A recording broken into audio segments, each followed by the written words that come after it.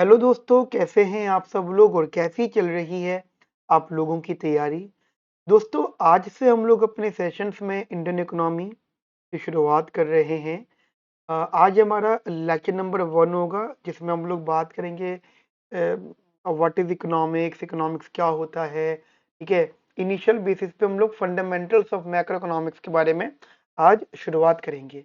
दोस्तों, मैंने आप लोगों के लिए क्या किया है, मैंने आपकी जो कंप्लीट इंडियन इकोनॉमी है, वो यूपीएससी की हो या स्टेट पीसीएस की हो या भारत की कोई भी सरकारी नौकरी के लिए जो एग्जाम्स होते हैं, उनके सिलेबस की जो इंडियन इकोनॉमी है, उसके कंप्लीट सिलेबस को मैंने कुछ 10 से 15 पार्ट्स में डिवाइड किया। ठीक है, यानी 10 से 15 पार्ट्स में उनको कैटेगराइज कर दिया और हर कैटेगरी में, हर पार्ट में सब सब पार्ट्स ऐड करते गया हूँ। जैसे एग्जांपल, एक एक हमने पार्ट रखा यहाँ पे एग्रीकल्चर। अब एग्रीकल्चर तो बहुत बड़ा है, तो एग्रीकल्चर पार्ट 1 हो, मतलब एक पार्ट हो गया।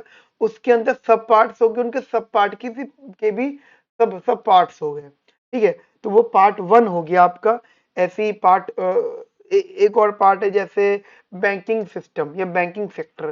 तो बैंकिंग सेक्टर हमने एक और पार्ट मान लिया और उसमें बहुत सारे सब पार्ट्स बना दिए। तो ऐसे में मैंने 10 से 15 आपके पार्ट्स बनाए।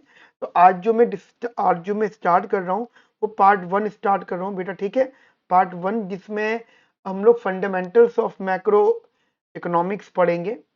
ठीक है, और बिल्कुल इनिशियल से ध्यान रखना, आपके एग्जाम में मैक्रो इकोनॉमिक्स ही इंपॉर्टेंट है, बट मैक्रो इकोनॉमिक्स की कनेक्टिविटी माइक्रो से होती है।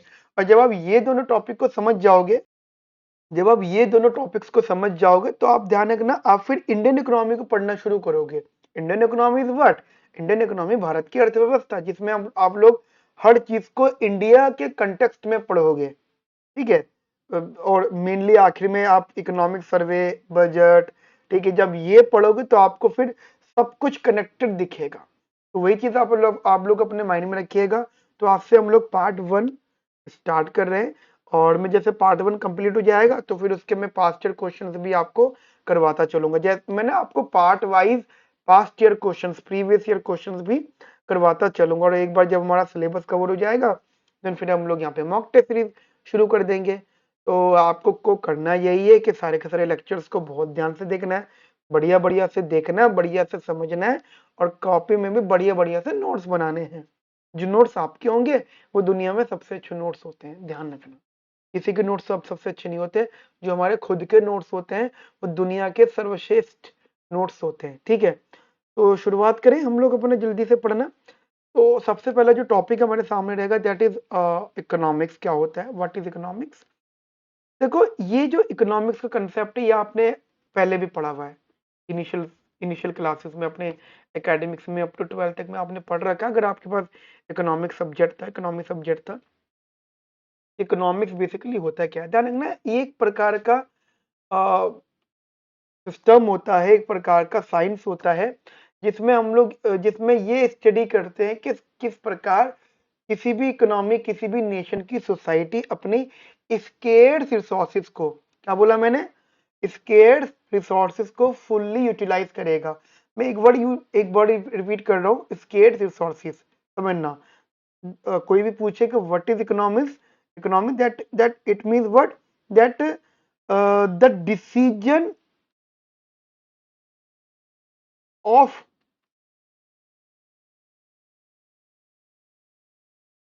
Use the scarce resources. ये एक प्रकार की स्टडी है या साइंस है, जिसमें हम लोग ये स्टडी करते हैं कि हमें वो डिसीजंस लेने हैं जिन डिसीजंस के बेसिस पे हम लोग अपने स्केर्स रिसोर्सेज को यूज कर सके एंड उन्हें यूटिलाइज कर सकें। Utilize utilize them.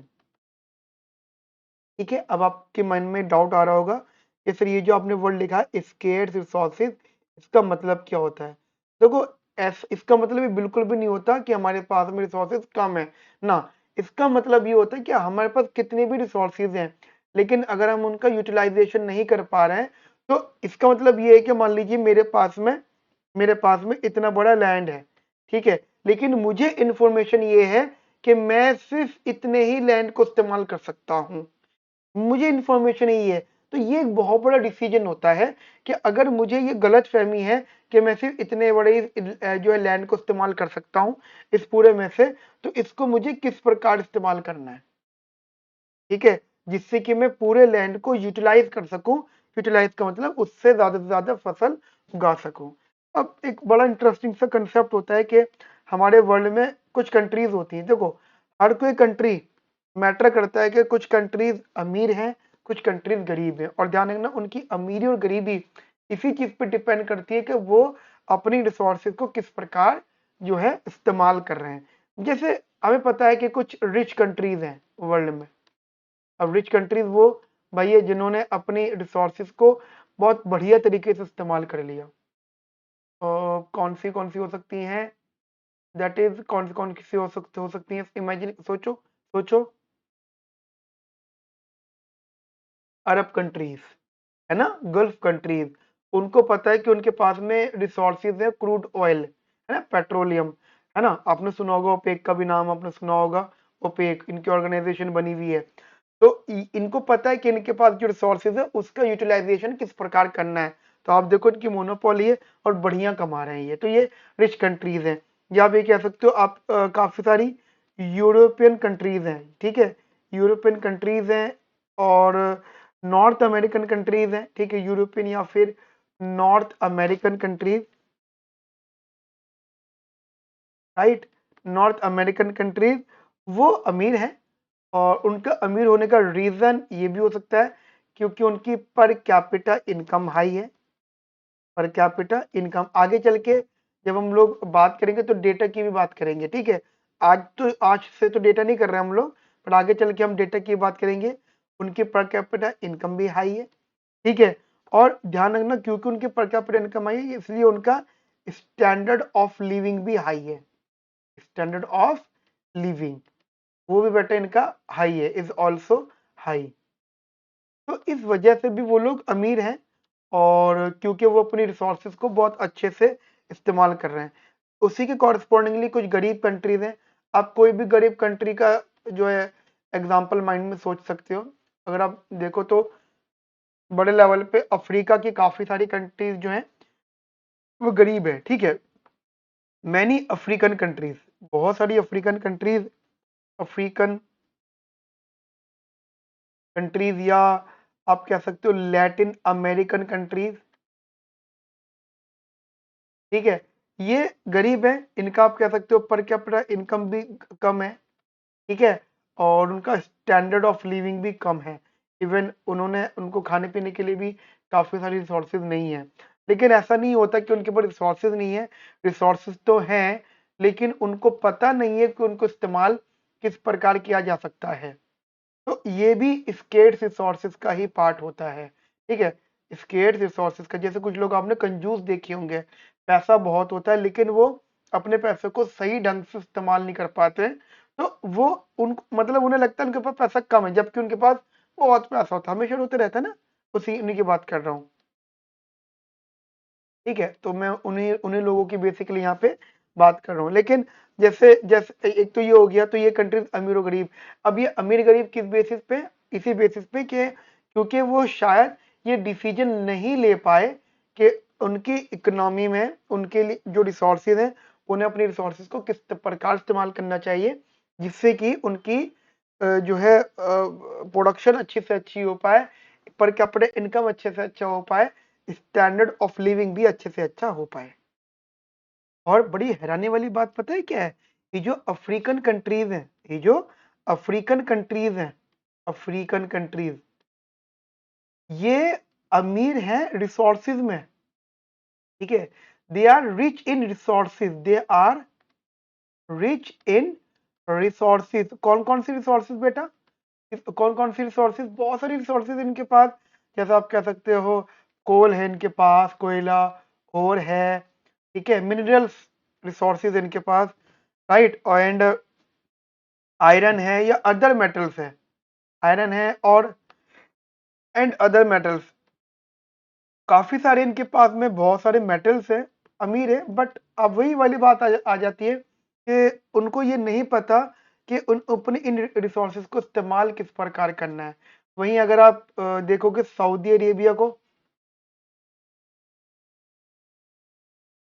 उनको पता है कैसे इस्तेमाल करना है अपनी रिसोर्सेज को, किस प्रकार उन सब चीजों को रखना है। अच्छा, और दूसरी चीज भी क्या होती है, जरूर ये भी जरूरी नहीं कि आपके पास रिसोर्स है। अब सऊदी अरेबिया के पास तो रिसोर्स है, लेकिन आप अगर आप जापान का एग्जांपल ले लोगे तो जापान के पास तो कोई खास रिसोर्स नहीं है। आपको पता होना चाहिए जापान में गांव भी नहीं है, ये गांव है उसमें कम है। आई थिंक सिंगापुर में कोई गांव नहीं है, सिंगापुर में देखो कोई गांव नहीं है, कोई जमीनी रिसोर्स नहीं है, लेकिन फिर भी वो कितने अमीर है, क्यों? उनको ये लगता है कि जो भी उनकी रिसोर्स है या जो भी लिमिटेड रिसोर्स है उसे किस प्रकार जो है इस्तेमाल किया जा सकता है। तो यही सब कुछ सोच विचार जो हम करते हैं उसी को बेटा इकोनॉमिक्स कहा जाता है। ये एक मैंने प्रकार की एप्लीकेशन डिस्कस करी कि what is economics. Economics is the situation where we study that how to that society take the decision that how to use the limited resources because we have unlimited wants। ठीक है, बहुत सारी हमारी मांगे हैं और हमारे पास में संसाधन बहुत बहुत ही ज्यादा कम है। तो एक ये हमारे पास बहुत इंपॉर्टेंट पॉइंट रहता है। इसके बाद में जो इंपॉर्टेंस रहती है that is types of economics. Economics की कितने टाइप्स होते हैं? टाइप्स ऑफ इकोनॉमिक्स बेटा ये दो प्रकार के होते हैं। एक हम कहते हैं micro economics,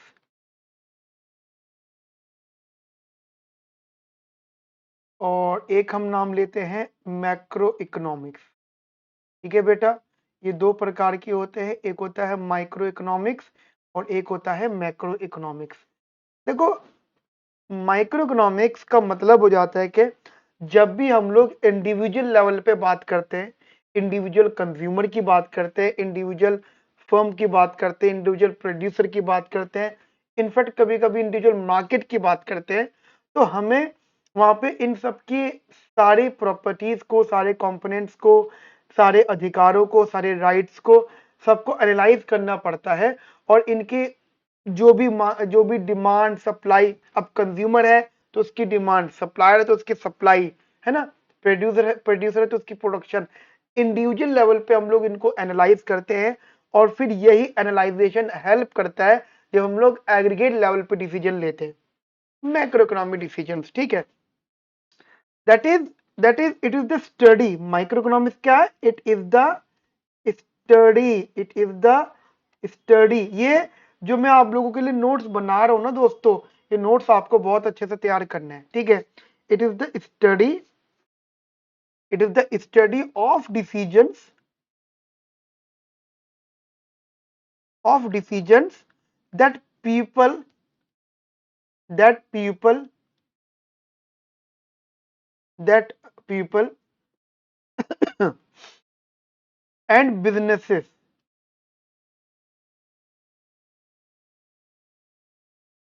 and businesses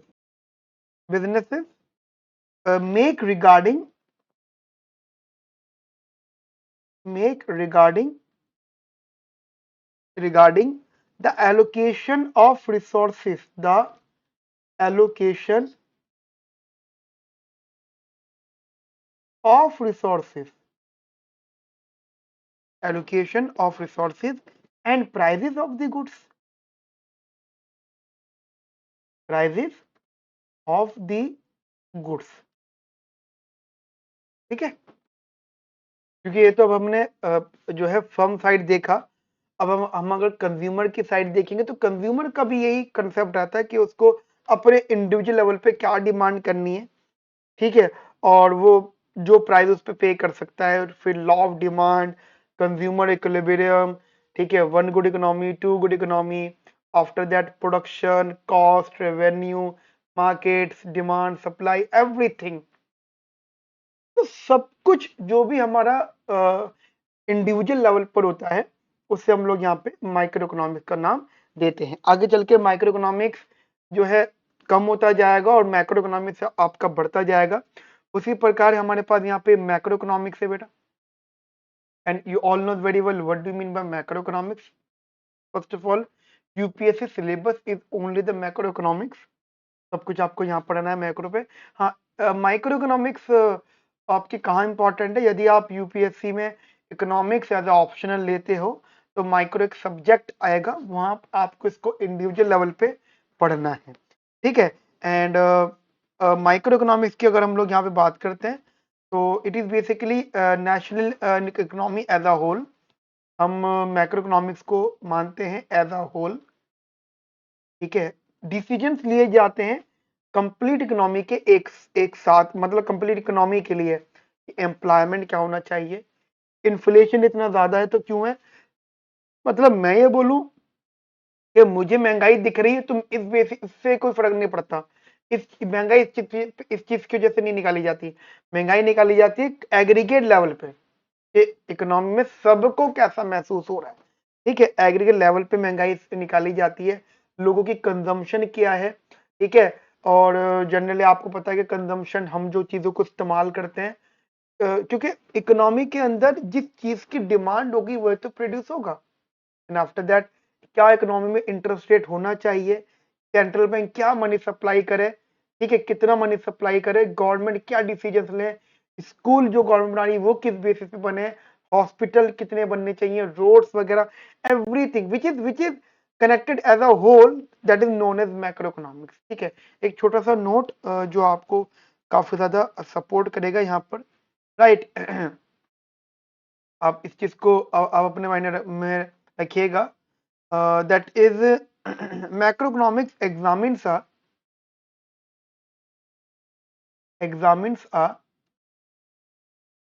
macroeconomics examines a wide variety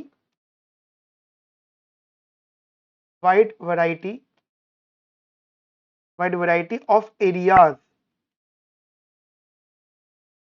such as such as how total investment, या अब या ये ऐसे भी कह सकते हो, how such as investment decisions,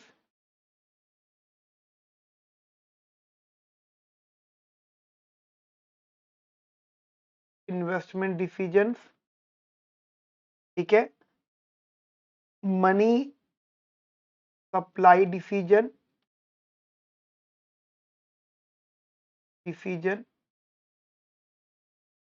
interest rate decision and so on, ठीक है। जो भी चीजें हो सकती हैं उन सबके जो डिसीजन लिए जाएंगे वो जो है एज अ होल यहाँ पे लिए जाएंगे। अच्छा, उसी के साथ में मैं आपको बता देता हूँ, हमारे एक टेलीग्राम चैनल भी है, ठीक है, समीर चौधरी इकोनॉमी बाय समीर चौधरी। आप हमारे हमारे टेलीग्राम चैनल से जुड़ सकते हैं। आप सिंपली ये सर्च करिएगा या economy by Samir Chaudhary search करिएगा, जो आपको पहले मिल जाए। इन केस अगर आपको ये नहीं मिलता है तो मैं वीडियो के डिस्क्रिप्शन में ये लिंक पोस्ट कर दूंगा। इन केस अगर आपको कुछ भी फीडबैक देना है या कुछ भी बात करनी है, आप इस नंबर पे व्हाट्सएप कर सकते हैं, हमारी टीम आपसे बात कर लेंगी, कोई इसमें दिक्कत वाली बात नहीं है, ठीक है। नाउ अब जो अगला हेडिंग हमारे पास में आती है उसका नाम है the three problems of the economy, ठीक है, three problems of the economy,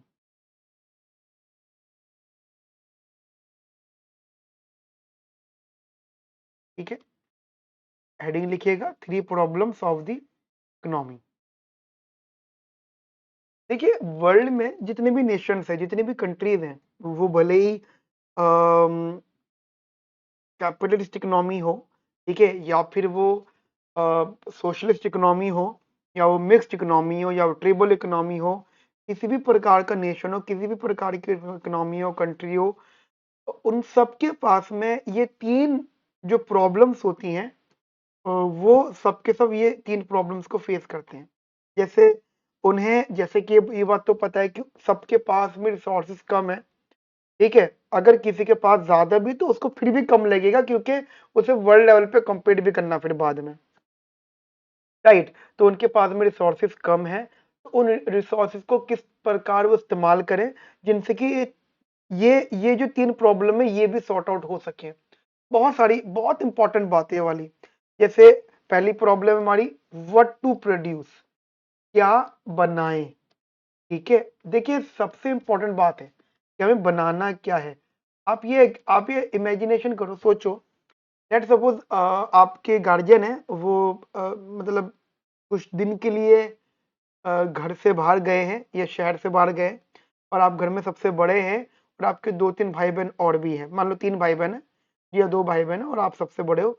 और उन्होंने आपको कुछ पैसे दिए हैं और ये कहा है कि इस पैसे में गुजारा करो। ठीक है, इस पैसों को इस्तेमाल करो और ये दिन जो है निकाल लो, जितने भी दिन उन्होंने बताए हैं। और उन्होंने एक ऑप्शन और दे दिया कि आप जो पैसे बचे वो आपके, मतलब जो पैसे बचे वो आपके, आप रख लेना। ये बहुत बढ़िया चीज बता रहा हूँ मैं आपको। जो पैसे बचे वो आपके, आप रख लेना, आपको सपोर्ट करेंगे। अब आप ये सोचो, वो जो पर्सन जिसको ये जिम्मेदारी दी गई है, ये कुछ पैसे हैं जो बचेंगे वो आपके हो जाएंगे, बट आपको इन पैसों से खर्चा करना है और घर चलाना है। तो सबसे पहला मतलब फूड खाना है बच्चों को, सबको खाना खाना है। तो जिसके हाथ में जिम्मेदारी है, resource, money is the resource. ठीक है, उसको पता है फिजूल नहीं खर्च करना, क्योंकि जो बचेगा, मान लीजिए खर्चे से खर्च कम हुए, दिए ज्यादा थे, तो जो बचे वो मेरा हो जाएगा, मैं पर्सनल उसका मालिक हो जाऊंगा। तो ऑब्वियसली बात है, फिजूल खर्च तो मतलब ही नहीं है वो करेंगे। तो सबसे पहला क्वेश्चन रहेगा व्हाट टू प्रोड्यूस। वो क्या प्रोड्यूस करे, मतलब खाने में क्या बनाए, खाने में क्या बनाए। ठीक है, क्या मतलब, क्यों? क्योंकि मैटर करता है कि अगर वो जो भी डिसीजन लेंगे वो लिमिटेड रिसोर्सेज के बेसिस पे डिसीजन लेंगे, और क्योंकि उनके पास में रिसोर्सेज कम है, तो उन कम रिसोर्सेज की वजह से उन्हें डिसाइड करना पड़ेगा कि वो क्या बनाए। अब आप सोचो, इमेजिन करो, क्या वो 5 स्टार होटल से खाना मंगवाएं? जस्ट एग्जांपल बनाए, मतलब खाना खिलाना है, मंगवाना भी इज फाइन। ठीक है, 5 स्टार होटल से खाना मंगवाएं, या फिर वो सिंपल किसी ढाबे से खाना मंगवाएं। यदि वो 5 स्टार होटल से खाना मंगवाते हैं, तो उनके पास जो रिसोर्सेज है, मनी, वो सारा का सारा एक ही बारी में खर्च हो जाएगा। ठीक है, और और अगर वो सिंपल किसी ढाबे से खाना मंगवाते, तो वो थोड़ा सा समय, पैसे और चल जाएंगे। और दूसरा ऑप्शन भी है कि वो खुद ही कुछ इंतजाम कर ले और सस्ते मामले में। ठीक है, और एक बात और ध्यान रखना, व्हाट टू प्रोड्यूस तो है important, and how much to produce. ठीक है, हाउ मच, क्या बनाए और कितना बनाए, ये भी बहुत बहुत बड़ा इंपॉर्टेंट क्वेश्चन होता है। ठीक है, क्योंकि यहाँ पे क्या होता है, हमें लिमिटेड रिसोर्सेज हैं, और how to utilize the resources, ये एक बहुत बड़ा हमारा क्वेश्चन यहाँ पे रहता है। सेकंड होता है हाउ टू प्रोड्यूस। ठीक है, अब हाउ टू प्रोड्यूस में हम सबको पता है कि हमारे पास में 2 प्रकार की टेक्नोलॉजी होती है। ठीक है, या इंटेंसिटी होती है। जैसे कोई भी प्रोडक्ट होता है, मैं आपको जनरलाइज फॉर्म में समझा रहा हूँ। कोई भी प्रोडक्ट होता है, या तो वो, मतलब वो रिसोर्सेज पे डिपेंड करता है। हमारे पास 2 प्रकार के रिसोर्सेज हैं, इनपुट हैं, लेबर और कैपिटल। तो कुछ कुछ कमोडिटीज होती हैं वो कैपिटल इंटेंसिव होती हैं, कुछ कमोडिटीज होती हैं वो लेबर इंटेंसिव होती हैं। तो अगर हमारे लिए कैपिटल को इस्तेमाल करना ज्यादा चीप है, ठीक है, मतलब हमारे पास यहाँ पे प्रोडक्शन टेक्निक्स होती हैं, प्रोडक्शन टेक्निक्स, और वो प्रोडक्शन टेक्निक्स हम इस प्रकार रखते हैं, प्रोडक्शन जो है टेक्निक इस्तेमाल करते हैं जिससे हमारी कॉस्ट मिनिमम आ जाए। ठीक है, हाउ टू प्रोड्यूस जनरली, मान लीजिए, जैसे मैंने बोला था पहला क्वेश्चन व्हाट टू प्रोड्यूस। अब व्हाट टू प्रोड्यूस में what we basically assume, that is हमें अपनी प्रोडक्शन को बूस्ट करना है, बूस्ट प्रोडक्शन, राइट। हमें ऐसा कुछ बनाना है, मतलब कुछ ऐसा रखना है जिसका इस्तेमाल बहुत ज्यादा हो इकोनॉमिक के अंदर, और इजीली यूजेबल हो। ठीक है, प्रोडक्शन बहुत तेजी से बढ़े। अब हम अगर जैगवार कार बनाएंगे तो सेंस नहीं है। हम फूड बनाएंगे, हम लोगों के लिए शेल्टर बनाएंगे, प्रधानमंत्री आवास योजना, हम शेल्टर बनाएंगे, हम मेडिसिन बनाएंगे, समझ में आ रही है मेरी बात? तो वो सब चीजें हम यहाँ पे रखेंगे। वहीं अगर हाउ टू प्रोड्यूस की बात करते हैं, तो हम यहाँ पे प्रोडक्शन टेक्निक इस्तेमाल करना है जिससे हमारी कॉस्ट मिनिमम टू मिनिमम हो जाए। And third very important question, for whom to produce, किन के लिए बनाएंगे, जो अफोर्ड कर सकें। For whom to produce, all those people who afford, who can afford.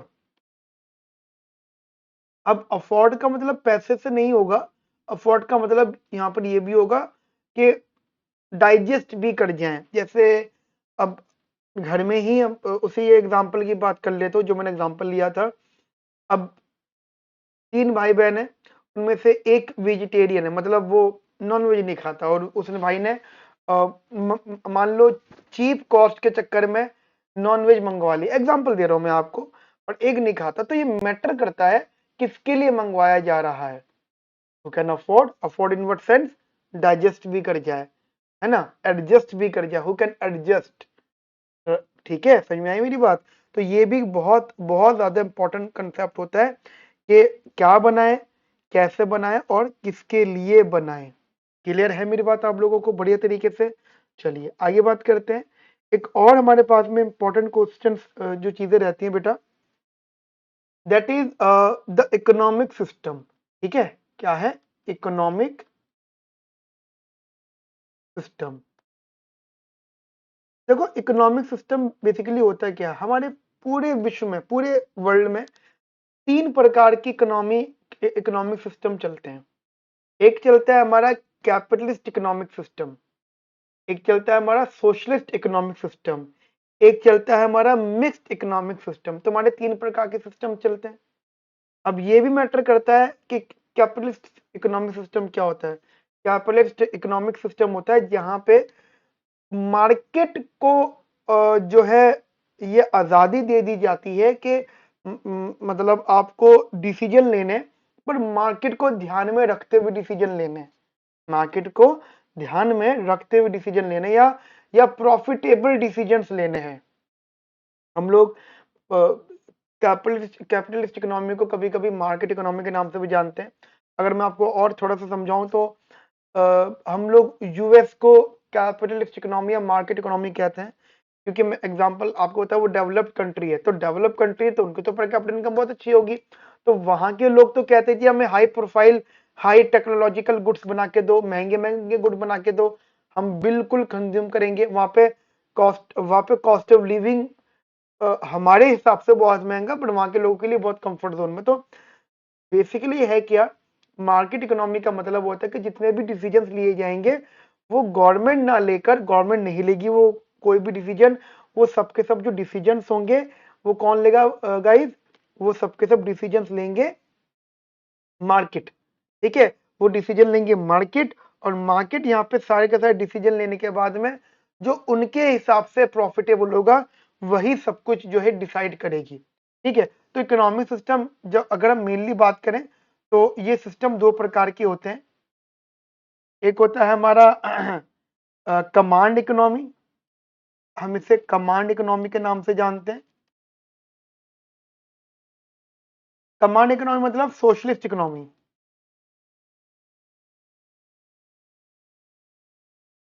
और एक होता है आपका market economy.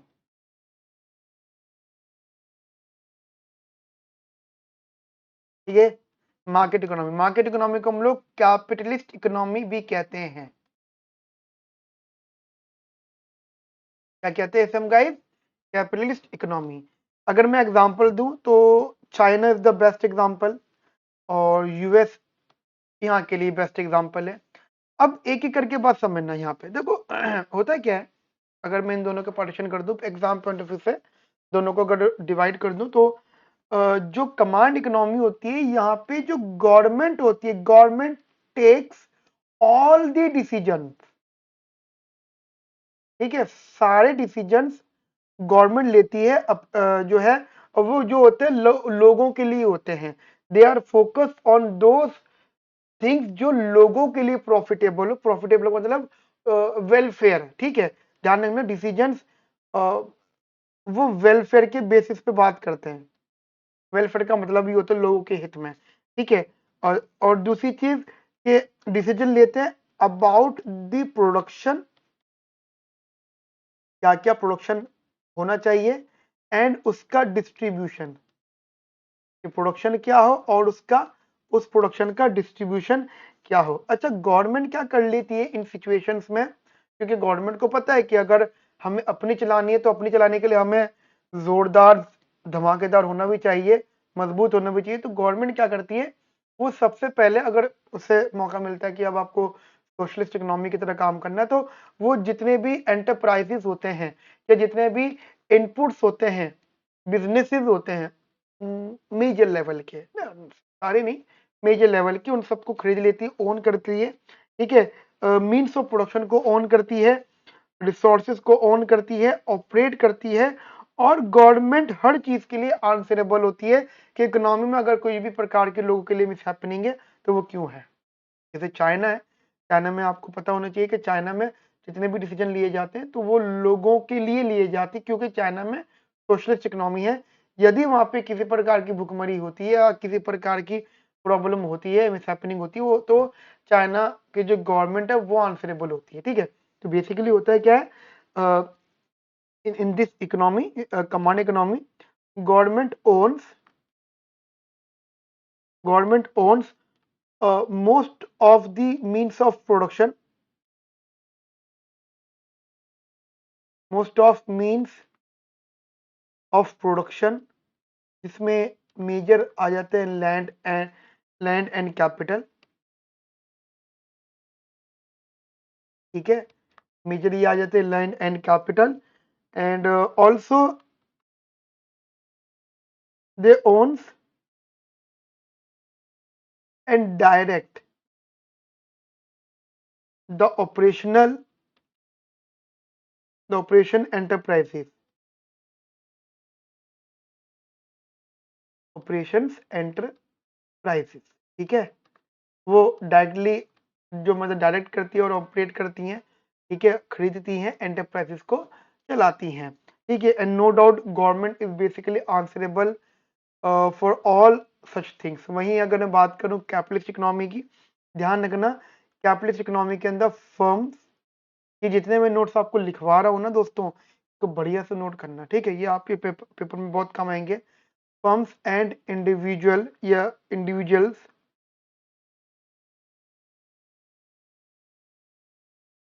are voluntarily take the decisions,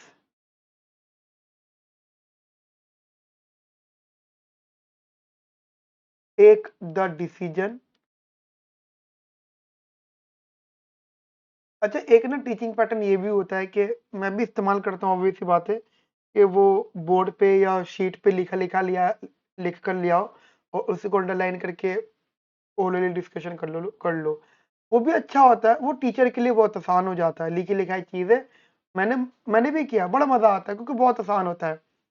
लेकिन अगर आप एक सीरियस कैंडिडेट हो और अगर आप किसी भी थ्योरेटिकल सब्जेक्ट की तैयारी कर रहे हो, ठीक है, और आपको पक्का वो एग्जाम क्लियर करना है, तो राइटिंग प्रैक्टिस आपकी होनी चाहिए शॉर्ट शॉर्ट लेवल पे।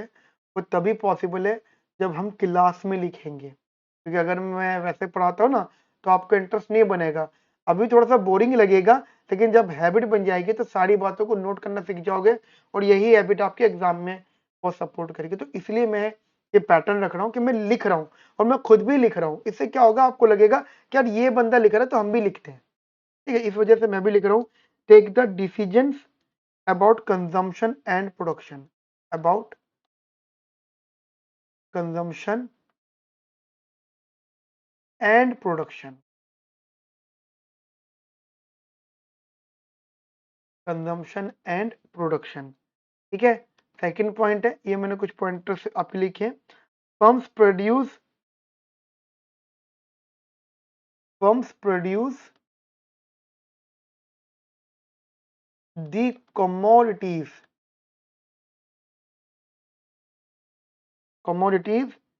that are yields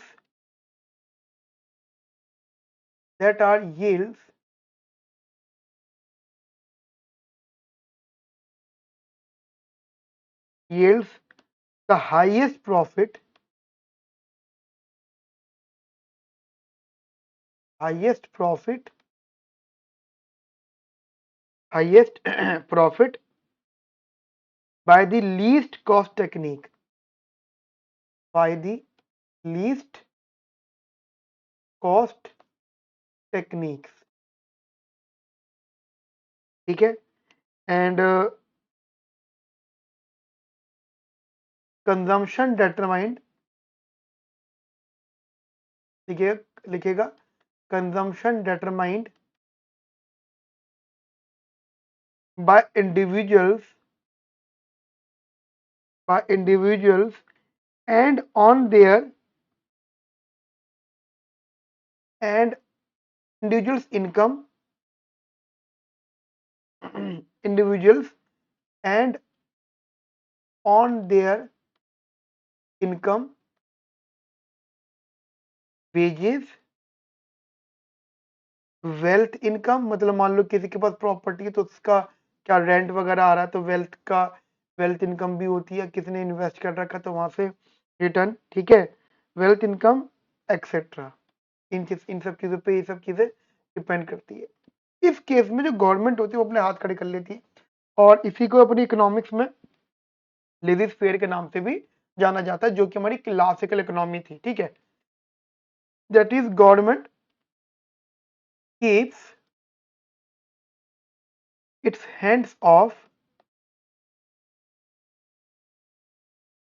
hands off economic decisions, economic decisions, and it is called laissez-faire। देखो अगर आपने जिस क्लासिकल थ्योरी पढ़ा होगा, क्लासिकल थ्योरी के अकॉर्डिंगली जो मार्केट इकोनॉमी होती थी वही एक सही इकोनॉमी होती थी, वहां पे गवर्नमेंट की इन्वॉल्वमेंट नहीं होनी चाहिए थी। उसी चीज को हम यहाँ पे लेजिस फेयर के नाम से जानते हैं, ठीक है, लेजिस फेयर इको और लेजिस फेयर इकोनॉमी। और इसका मतलब हो जाता है कि जो भी डिसीजन लिए जाएंगे मार्केट इकोनॉमी लेगी और हर कोई अपने लिए बेहतर करना जानता है तो सब लोग अपने लिए बेहतर कर लेंगे, हमें किसी भी प्रकार की गवर्नमेंट की जरूरत नहीं है। जैसे मैंने आपको यहाँ पे सोशलिस्ट इकोनॉमी या कमांड इकोनॉमी के बारे में बताया, मार्केट इकोनॉमी के बारे में बताया, उसी प्रकार एक इकोनॉमी और आती है जिसे हम कहते हैं मिक्स्ड इकोनॉमी। देखो ये मिक्स्ड इकोनॉमी जो है ये बेसिकली इन दोनों का कॉम्बिनेशन है, ठीक है, it is a combination of both. जब मिलके दोनों काम करेंगे, कॉम्बिनेशन ऑफ बोथ। आप सोचो कि सर कोई एग्जांपल दीजिए, तो India is the best example. India जो है मिक्स्ड इकोनॉमी है, क्यों? यहाँ पे गवर्नमेंट भी काम करती है गरीबों के लिए और यहाँ पे मुकेश अंबानी भी रहता है जिसने अपना सबसे महंगा घर बनाया है, जिसकी कीमत जो है बुर्ज खलीफा की कीमत के बराबर है। आपको पता है बुर्ज खलीफा जितने पैसों में बना है उसी के आसपास के पैसों में ही 15,000 करोड़ या 15-18 करोड़, 1000 करोड़, 15-18 हजार करोड़ की कॉस्ट में एंटीला बना है और उतने में बुर्ज खलीफा बना है। बट बुर्ज खलीफा एक प्रकार की एसेट्स है, बट जो मुकेश अंबानी का घर है वो एक लाइबिलिटी है, उस पर हर रोज खर्चा होता है, बुर्ज खलीफा पे हर रोज इनकम होती है। समझो मेरी बात को यहाँ पे जो मैं कहना चाहता हूँ। पॉइंट ये कि इंडिया एक ऐसी कंट्री है जहाँ पे गरीब से गरीब आदमी भी रहता है और मुकेश अंबानी भी रहता है, ठीक है, और मतलब अमीर से अमीर आदमी भी यहाँ पे रहता है। तो होता क्या है, मिक्स्ड इकोनॉमी के अंदर जितने भी डिसीजंस लिए जाते हैं, मिक्स्ड इकोनॉमी के अंदर जितने भी डिसीजन लिए जाते हैं वो सबके सब डिसीजंस मार्केट इकोनॉमी लेती है, ठीक है। Most of the decisions of the decision are made in market place, मतलब मार्केट प्लेस पर ये डिसीजन लिए जाते हैं for production and for the distribution. Government यहाँ पे क्या करती है, गवर्नमेंट का काम ये होता है, जैसे एग्जांपल रिलायंस कंपनी है वो तो प्राइवेट है, बीएससीएस है अब तो प्राइवेट हो गया, मेट्रो है वो तो प्राइवेट है, लेकिन गवर्नमेंट क्या कर रही है, गवर्नमेंट इनको ध्यान रख रही है। तो गवर्नमेंट बेसिकली व्हाट ओवरसीइंग उन पे नजर रखी हुई है, overseeing the functioning of the market, ठीक है, overseeing the functioning of the market, ठीक है बेटा ना। उसके बाद में गवर्नमेंट क्या करती है, गवर्नमेंट रूल्स पास करती है, पास द लॉज जिसके अंडर ये सब लोग काम करते हैं, ठीक है, कोई भी इन रूल्स रेगुलेशन से लॉ से बाहर नहीं जा सकता। That regulate economic life,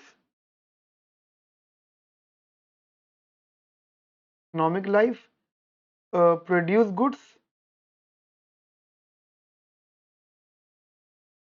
goods, educational